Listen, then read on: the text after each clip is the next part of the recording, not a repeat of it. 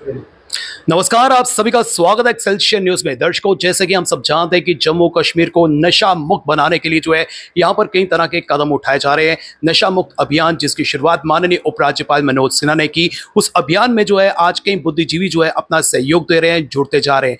लेकिन आपको बता दें आपकी जानकारी के लिए कि इसकी आवाज, इसकी नींव जो है जोरावर सिंह जम्वाल ने 2014 में रखी थी और ये मुहिम जो है 2014 से जारी है। और उस वक्त जो है वो एक पीक सीजन में थे। जर्नलिज्म की पोस्ट की बात करें, जर्नलिज्म प्रोफेशन की बात करें तो उस समय जो है वो उस प्रोफेशन में जो है बुलंदियां छू रहे थे। अगर वो उसी प्रोफेशन को कंटिन्यू रखते तो दिल्ली में इस वक्त जो है वो एक्टिव मेंबर होते। एक छात्र नेता से उन्होंने अपने सफर की शुरुआत की। उसके बाद अगर हम बात करें जर्नलिज्म में आए, टीम जम्मू का गठन किया। कई युवा, कई वॉलंटियर्स जो है टीम जम्मू का हिस्सा बनते गए और आज एक कारवां जो है हमें देखने को मिल रहा है। और अगर हम टीम जम्मू की बात करें तो टीम जम्मू 2014 से जो है आवाज बुलंद कर रही है। लेकिन समाज की बात करें तो समाज में जो है इसका असर, इसका प्रभाव जो है उतना हमें नजर नहीं आया। लेकिन जितना अगर हम बात करें कि 2014 से जोरावर सिंह जम्वाल की बात करें, जिन्हें इस बात का एहसास हो चुका था कि जम्मू कश्मीर जो है नशे की गिरफ्त में, नशे के दलदल में जो है घिसता जा रहा है। आज हमारे साथ बातचीत करने के लिए जोरावर सिंह जम्वाल हैं। जोरावर जी, बहुत बहुत स्वागत है आपका। धन्यवाद रितेश जी। जोरावर जी, जिस तरह से आपने छात्र नेता के रूप में जो है पहले अपनी भूमिका निभाई, उसके बाद अगर हम बात करें आप जर्नलिज्म में आए और जर्नलिज्म में जो है आपने काफी परचम जो है लहराया। उसके बाद हमने टीम जम्मू का गठन किया, युवाओं को जो है अपने साथ जोड़ा। आज हम देखते हैं कि वॉलंटियर्स जो हैं अपनी इच्छा से जो है आपके साथ जुड़ते हैं, आपके अभियान में जो है शामिल होते हैं। और उसके बाद अगर हम जम्मू कश्मीर की बात करें तो जम्मू कश्मीर सरकार ने भी जो है इनिशिएटिव लिया जम्मू कश्मीर को नशा मुक्त बनाने का। लेकिन शुरुआत की बात करें 2014 से ही जो है आपको एहसास हो चुका था। इस जर्नी के बारे में और जो ये नशा जो हमारे समाज को खोखला करता जा रहा है, उस वक्त आपको कैसे एहसास हुआ? देखिए, जैसे आपने स्टार्ट किया तो मैं जब डीएवी कॉलेज से पढ़ के आया हूँ तो उसके बाद जम्मू में अनदेखी लगातार निरंतर 1947 से जम्मू खित्ते ने देखी थी।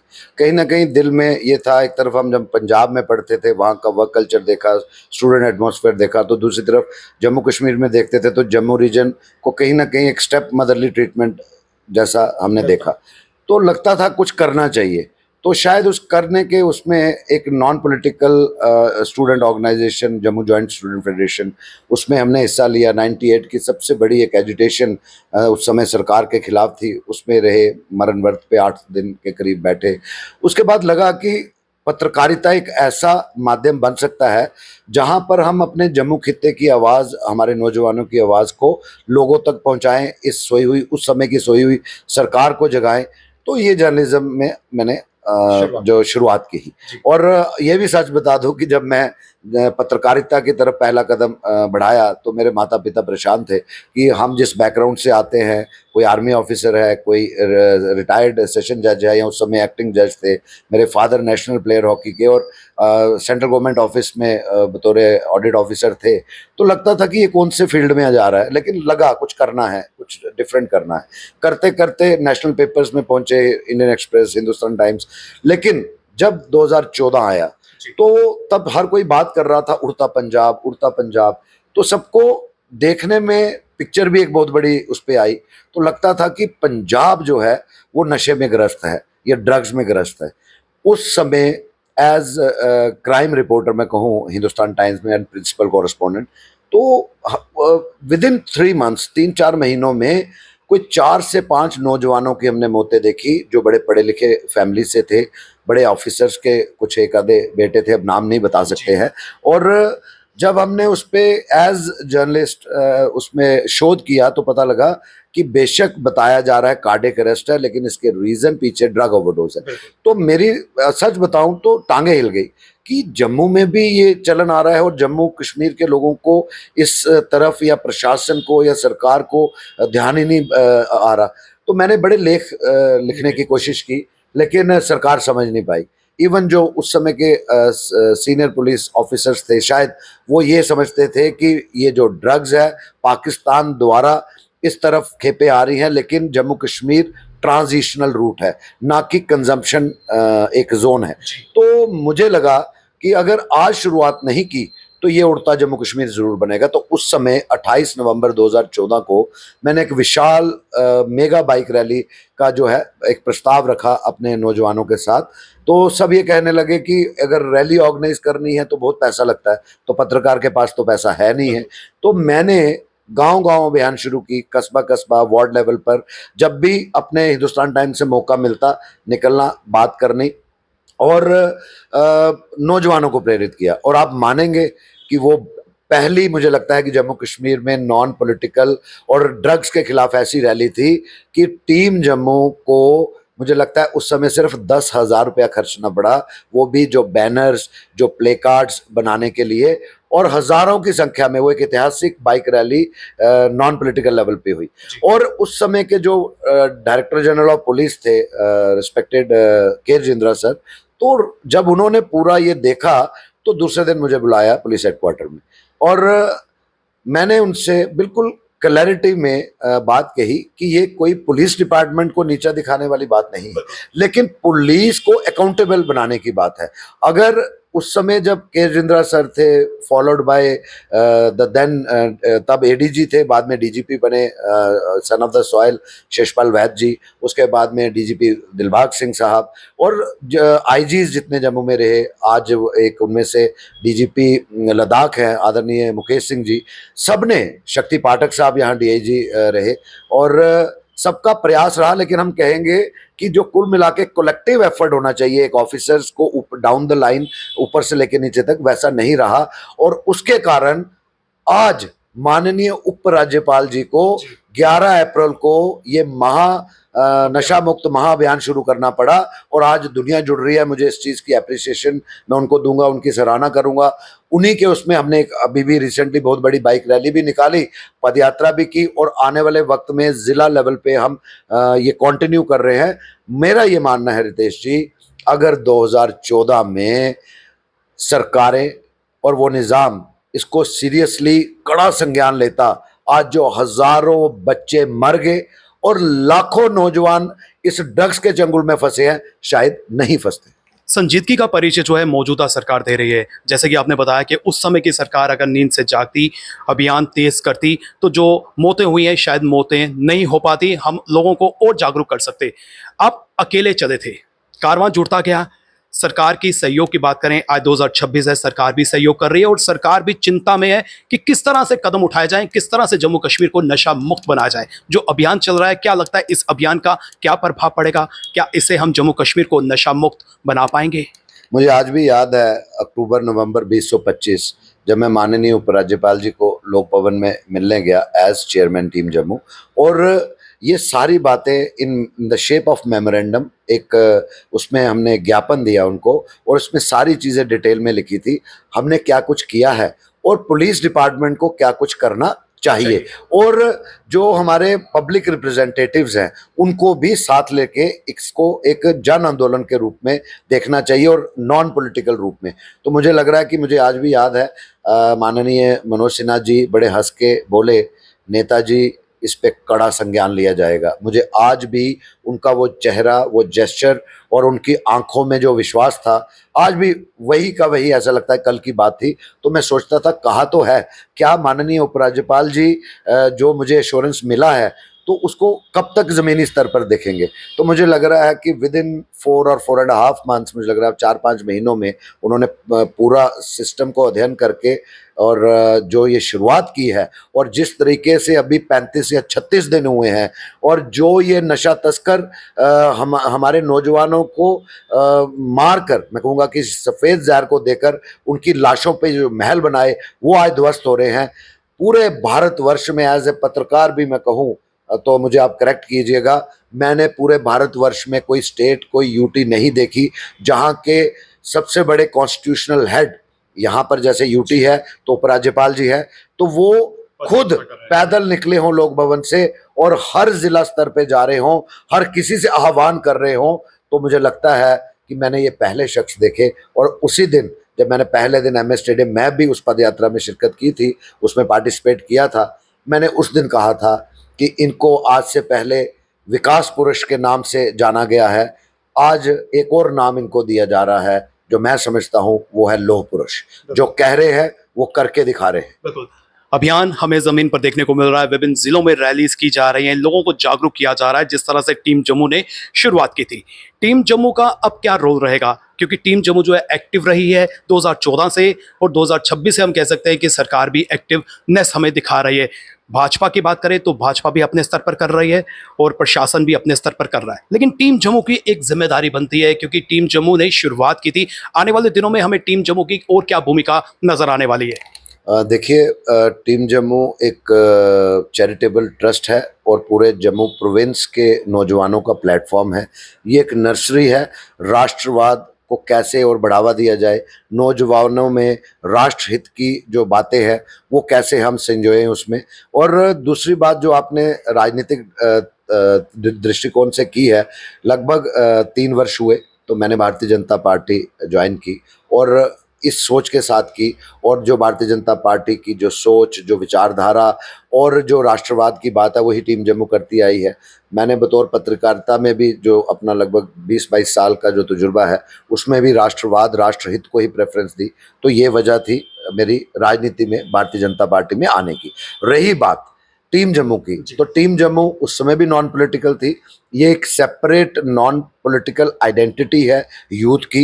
ये तब से निरंतर प्रयास कर रही है। मान लीजिए कोई मेरिटोरियस स्टूडेंट है, उनके माँ बाप उनके उसकी ट्यूशन फीस या स्कूल की जो फीस होती है नहीं दे पाते, हम कोशिश करते हैं उसमें कुछ हेल्प करने की। गरीब बच्चियों की शादियों में आप देखेंगे यहाँ इतने रजिस्टर पड़े हुए हैं, इनमें नाम दर्ज हैं, हम छाया नहीं कर सकते हैं क्योंकि वो हमारे बच्चे हैं, हमारे परिवार हैं, तो हम बताते नहीं हैं। ये हमारे काम कार्य चल रहे हैं। रही बात ड्रग अब्यूज़ के ऊपर, तो मुझे ये पूर्ण विश्वास है कि 100 दिन के अंदर माननीय उपराज्यपाल जी द्वारा जिसकी अगुवाई वो खुद फ्रंट से एज ए जर्नल लीड कर रहे हैं, इससे ड्रग माफिया, नशा तस्करों को कहते हैं ना कि उनकी कमर जरूर टूटेगी। लेकिन मेरा ये मानना है ये 100 दिन का प्रयास, 100 दिन का महाअभियान कंटिन्यू करना पड़ेगा उपराज्यपाल जी को, जब तक पूरा Jammu Kashmir drug free zone ना बने। जरावर जी, जैसे कि आप पत्रकारिता में थे, अभी भी हैं, आपका एक विजन है, आपका एक दृष्टिकोण है। मैं आपसे ये जानना चाहता हूं, क्योंकि आप ड्रग्स से लंबे समय से जुड़े हैं, क्या सुझाव अगर आपको देने पड़े तो आप क्या प्रशासन को सुझाव देना चाहते हैं ताकि वो कदम उठाए, कार्रवाई करे और जम्मू कश्मीर को नशा मुक्त बनाया जा सके? मैं अभी हो सकता है कि आने वाले कुछ दिनों में फिर से लोक भवन में जाकर माननीय उपराज्यपाल जी का शुक्रिया अदा भी करूंगा। और जो आप कह रहे हैं, मैं अब आपके माध्यम से ही मैं उम्मीद करता हूं, चाहे वो डायरेक्टर जनरल ऑफ पुलिस है, चाहे वो हमारे माननीय उपराज्यपाल है, या चीफ मिनिस्टर उमर अब्दुल्ला साहब हैं, अगर आपके चैनल को सभी सुनते हैं, देखते हैं, तो मैं आपके माध्यम से भी ये कहूँगा, सबसे पहले तो उपराज्यपाल जी को जो ये काम कर रहे हैं, इसमें जो नशा तस्कर पकड़े जा रहे हैं और उसमें उन ऑपरेशंस में अगर किसी एसपीओ यानी कि सबसे निचले स्तर के नौजवान जो खाकी में है, अगर उसकी भी कोई भूमिका इम्पोर्टेंट रही है किसी नशा तस्कर को पकड़ने में और वो खेपे पकड़ने में, वहाँ से लेके टॉप लेवल तक जो जेन्युइनली और जो पुलिस ऑफिसर अच्छा काम कर रहे हैं, आपको उनको रिवॉर्ड देना चाहिए और लेटर ऑफ अप्रिसिएशन के जोर पे लोक भवन में बुलाकर शाबाशी दें, ताकि जम्मू कश्मीर पुलिस में ऐसे नौजवानों का, ऐसे अफसरों का मनोबल और बढ़े। और दूसरा, जो एंटी नारकोटिक टास्क फोर्स 2016-17 में, ये भी हमने उस समय बहुत संघर्ष किया। मैं समझता हूँ कि टीम जम्मू के हर स्वयंसेवी का इस संघर्ष में पूरा योगदान है कि हमने उस समय मनवाया।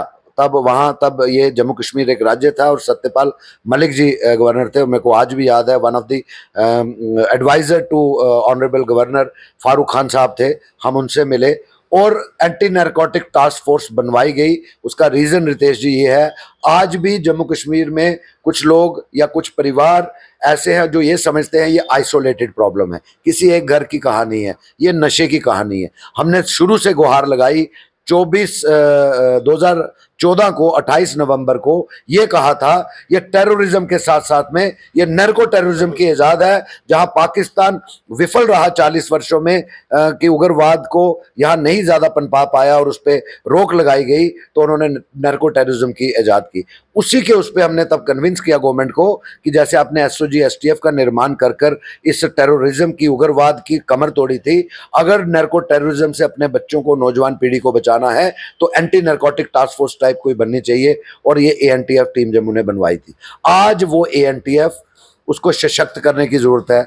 आज अभी भी उसमें प्रॉपर लेडी कंपोनेंट नहीं है। आप रिपोर्ट कर रहे हैं कि नशा तस्करों में औरतें गिरफ्तार हो रही हैं, तो जब औरतों पे कार्रवाई करनी है तो जो एसओपीज आपको फॉलो करने पड़ते हैं पुलिस को, वो बड़ा इंपॉर्टेंट है। आप अगर लेडी पुलिस ना हो, पकड़ेंगे, ट्रायल कोर्ट में वो छूट जाएगी, तो बाद में लोग कहेंगे कि वो नशा तस्कर थी लेकिन बाहर आ गई। तो सबसे पहले एएनटीएफ को फुल फ्लेज इंफ्रास्ट्रक्चर देके, तब वो प्राइवेट बिल्डिंग में थे, वो करते करते अपनी बिल्डिंग में तो आए हैं। जिस तरीके से डिजिटलाइजेशन का जमाना है, उनको इंपॉर्टेंट इंफ्रास्ट्रक्चर चाहिए, लेडी कंपोनेंट, लेडी ऑफिसर्स। और ऑफिसर्स कौन से, जो ये नहीं है कि कहीं बाहर ट्रांसफर हो गई है तो एनटीएफ में कर दीजिए। जैसे आप एंटी करप्शन ब्यूरो में ऑनेस्ट, डेडिकेटेड, अपराइट ऑफिसर्स को लाते हैं, एएनटीएफ का चयन भी उसी तरीके से होना चाहिए। और उससे ऊपर अगर हम कहें, हमें इस वक्त बहुत इंपॉर्टेंट जरूरी है, नशा तस्करों की तो कमर तोड़ी जा रही है, उनको निस्तो नाबूद किया जा रहा है। दूसरी तरफ जो लाखों बच्चे ड्रग्स में इन्वॉल्व हो गए, ड्रग विक्टिम है, जिला लेवल पे हमें, हर जिला पे, हर डिस्ट्रिक्ट लेवल पे पूरे जम्मू कश्मीर में एक रिहैबिलिटेशन सेंटर, और रिहैबिलिटेशन सेंटर कौन सा, डिटॉक्सिफिकेशन सेंटर नहीं। अब आप पूछेंगे कि इसमें क्या फर्क है, उसमें यह फर्क है, जब आप डिटॉक्सिफिकेशन सेंटर की बात करते हैं, ये मेरा तजुर्बा है 10-12 सालों का, तो वो 45 to 50 डेज का कोर्स होता है। लेकिन अगर एक ड्रग विक्टिम को ठीक करना है तो मिनिमम 180 डेज, और इसमें भी कोई गारंटी नहीं है आफ्टर 6 मंथ्स रिलैप्स हो, क्योंकि अंदर क्रेविंग होती है। तो हमें full fledge all district level पे रिहैबिलिटेशन सेंटर्स चाहिए। वो मुझे लगता है कि उमर अब्दुल्ला साहब चीफ मिनिस्टर हैं, तो नौजवानों की अगर वो बात करते हैं, उनके लिए कंसर्न है, तो उनको ये, इसको फर्स्ट और टॉप मोस्ट प्रायोरिटी उनको लेना पड़ेगा, तब जाके ये जो ड्रग विक्टिम्स हैं हम इनको बचा सकते हैं। और दूसरी तरफ जो ये नशे का कारोबार कर रहे हैं, इनको हम निस्तो नाबूद जो है वो कर सकते हैं। जोरावर जी, कई युवा जो है नशे की गिरफ्त में आए। प्रश्न ये है कि ये नशा आ कहाँ से रहा है। जम्मू कश्मीर की बात करें तो जम्मू कश्मीर में नशा कुछ वर्षों पहले जो है यहाँ पर बिल्कुल नहीं था।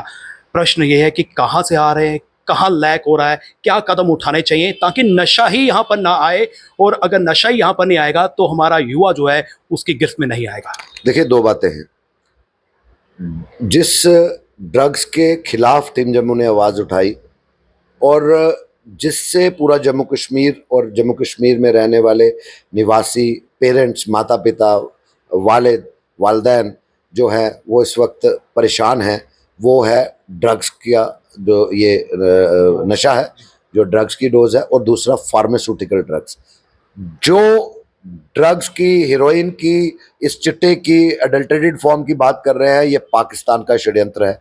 ये पाकिस्तान पहले अपने जो टट्टू यहाँ बेचता था, जो इन्फिल्ट्रेटर्स थे, जो आतंकवादी थे, उनके थ्रू, जब केंद्र की सशक्त सरकार ने वहाँ पर बॉर्डरों पे भी कोशिश की, बॉर्डर्स पे भी की, और पुलिस महकमे को भी सशक्त किया, अलाइड एजेंसीज को हवाला मनी रुका, तो अब पाकिस्तान ड्रोन के जरिए हर वो हरबा अपना रहा है। मैं कहता हूं कि हर बार तो कामयाब नहीं हो रहा, लेकिन अगर वो 2-4 बार भी कामयाब होता है अपनी अटेम्प्ट्स में, तो ये ड्रग्स की जो खेपें हैं इस पार आती हैं, जिससे वो हमारी नौजवान पीढ़ी को खत्म कर रहे हैं। जो पैसा उसमें से आता है उसको वो कोशिश करते हैं कि टेररिस्ट रिलेटेड एक्टिविटीज जो है वो यहाँ पर फैलाएं, और यहाँ से पूरे अलग अलग देश के राज्यों में फैलाएं, जिसमें तो पुलिस काम कर रही है, एलाइड एजेंसी काम कर रही है। आज एक सवालिया प्रश्न बनता है, where is narcotic control board, NCB, जिसकी नींव पत्थर कब पड़ी, कितने दशकों पहले ये बनी।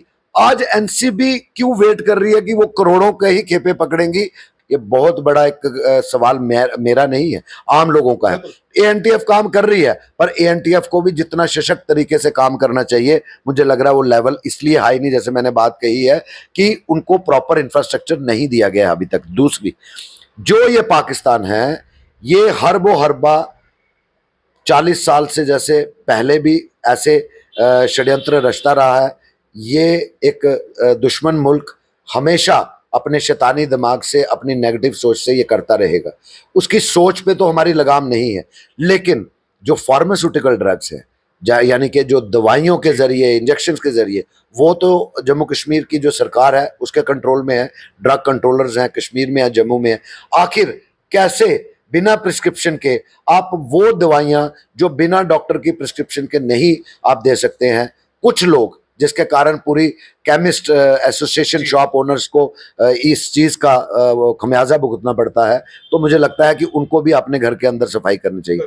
इससे इम्पोर्टेंट एक चीज़ जब आपने शुरुआत में पूछी कि प्रोसिक्यूशन विंग, इस पे कोई ध्यान नहीं हो रहा। माननीय उपराज्यपाल जी, मैं आपको हाथ जोड़ के विनम्र एक अपील करूंगा, ये सारे प्रयास तब कामयाब होंगे जिनको अभी पुलिस अंदर दे रही है, उनके ऊपर एफआईआर्स लग रही हैं, कोर्ट ऑफ द लॉ में ये कन्विक्ट हो, इनको ऐसी पनिशमेंट मिले, ऐसी सजाएं मिलें, ताकि ये भी याद रखें और समाज के अंदर एक बहुत बड़ा उदाहरण सेट हो। उसके लिए प्रोसिक्यूशन विंग का स्ट्रांग होना बड़ा जरूरी है। कानून में भी जो है आप चाहते हैं कि बदलाव होना चाहिए कुछ? इसी के साथ मैं इसी पे भी आऊंगा कि जब आप एफआईआर रजिस्टर करते हैं, अरेस्ट शो करते हैं, जब चालान पेश करना हो, क्योंकि मैं क्राइम रिपोर्टर रहा हूं, I am not a student of law, लेकिन कोशिश करता रहता हूं, पढ़ता रहता हूं, अपने कई वकील बुकला साहिबान भाई हैं उनके साथ डिस्कस करता हूं, रिटायर्ड जजेस से बात करता हूं, तो वो ये कहते हैं कि जब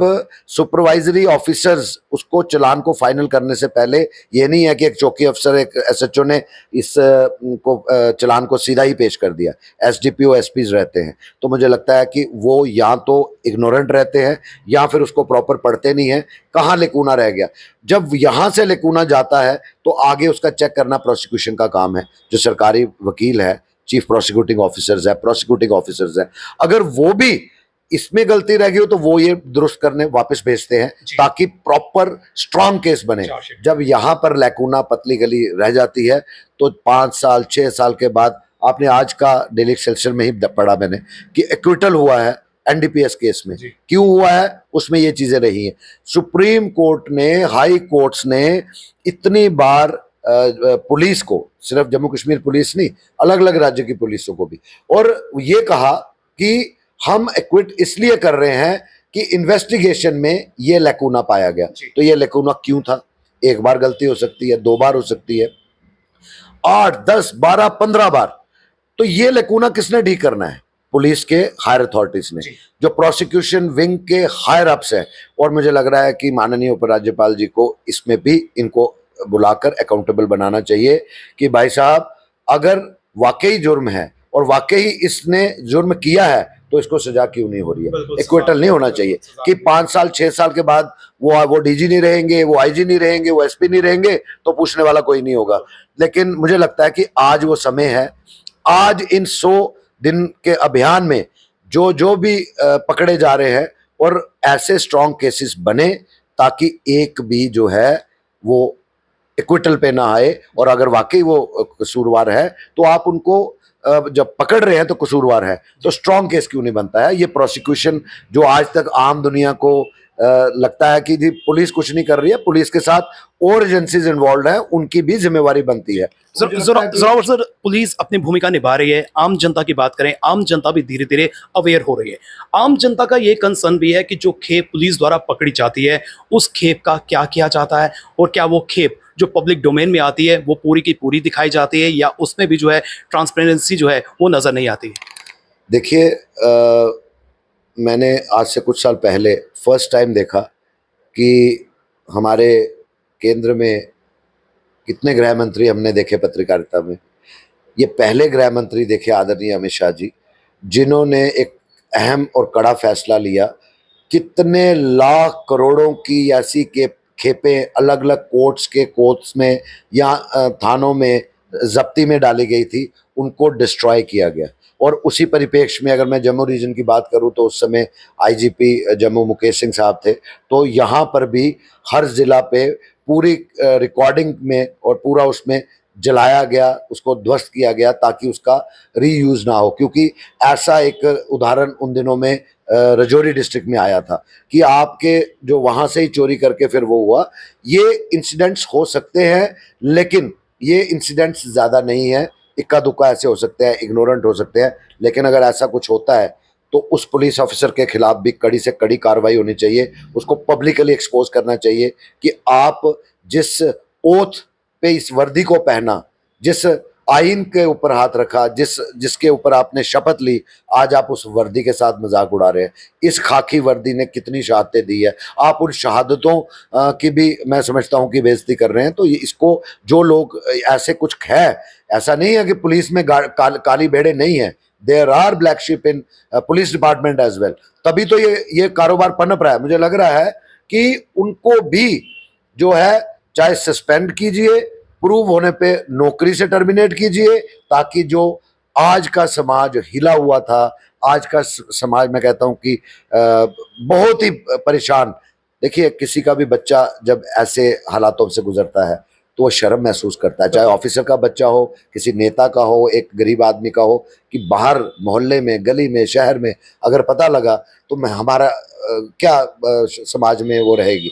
तो मुझे लग रहा है कि वो इसलिए भी शेकी है, उनको लगता है कि यार अगर पुलिस को बताएंगे कोई लीक कर गया इन्फॉर्मेशन तो हमें खतरा पड़ेगा। तो मुझे ये लगता है, मेरा खुद का पहली बार ऐसा हो रहा है कि 112 डायल 112, मैं बार बार इसलिए कह रहा हूं क्योंकि इसको हमने भी, टीम जम्मू के वॉलंटियर्स ने भी एक्सपेरिमेंट किया कि क्या पुलिस के ये सिर्फ दावे हैं या इस पे वाकई काम हो रहा है। हमने भी आजमाया।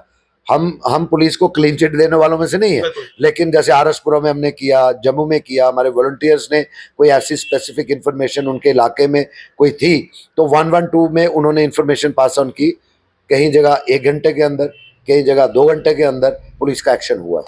और अगर उनको हमने 10 इंफॉर्मेशन दी तो मैं खुद कहता हूँ 10 में से 3-4 हमने फेंक दी, just to check what police is going to do. लेकिन 4 से 5 बिल्कुल स्पेसिफिक थी, उस पर एक्शन हुआ। वो लोग जो ये जहर बेच रहे थे, वो नशा तस्कर, आज सलाखों के पीछे। बहुत बहुत शुक्रिया जोरावर सर, आपने हमें समय दिया। वो दिन दूर नहीं कि जब हम जम्मू कश्मीर को नशा मुक्त बनाने में कामयाबी हासिल करेंगे, लेकिन इसमें भूमिका की बात करें, हर एक इंडिविजुअल की भूमिका रहेगी। प्रशासन अपनी तरफ से कदम उठा रहा है, टीम जम्मू की बात करें, वो सक्रिय भूमिका वर्षों से निभा रहा है। अब रोल जो है आम जनता का भी है। हमें अपनी आंखें, अपने कान खुले रखने हैं, अपने समाज में देखना है कि यहाँ पर क्या हो रहा है, क्या यहाँ पर जो है नशा तस्कर सक्रिय है। अगर आपको कहीं पर भी नशा तस्कर की कोई भी सूचना मिलती है, आप तुरंत जो है पुलिस प्रशासन को दो और पुलिस प्रशासन जो है इस पर सख्त कदम उठाएगा। और आप भी टीम जम्मू का हिस्सा बन सकते हैं और लोगों को जागरूक करने में अपनी भूमिका निभा सकते हैं। फिलहाल नितिन कनोत्रा और मुझे यानी कि रितेश गुप्ता को दीजिए इजाजत। नमस्कार।